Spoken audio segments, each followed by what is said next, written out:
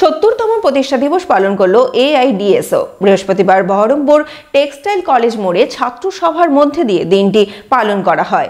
এদিন রাজ্য জুড়ে নানা কর্মসূচি নেওয়া হয় ছাত্র সংগঠনের পক্ষ থেকে।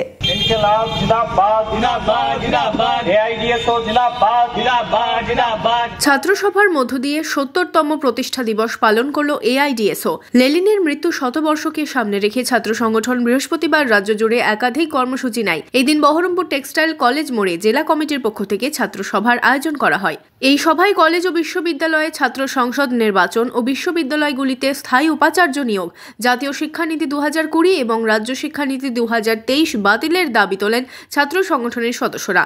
শিক্ষার ক্ষেত্রে সরকার নতুন যে শিক্ষানীতি এনেছে, জাতীয় শিক্ষানীতি 2020, যে শিক্ষানীতির সঙ্গে শিক্ষার বেসরকারীকরণ, সাম্প্রদায়িকরণের নীলনকশা জাতীয় শিক্ষানীতি 2020 প্রণয়ন করছে এবং গোটা দেশে যে কর্মসংস্থানের ক্ষেত্র তাকে দিনের পর দিন সংকুচিত করছে। সরকারি যে সমস্ত ক্ষেত্রগুলো ছিল সেই সমস্ত ক্ষেত্রগুলোকেও অত্যন্ত সংকুচিত করছে এবং ব্যাপকভাবে দুর্নীতিতে নিমজ্জিত হচ্ছে।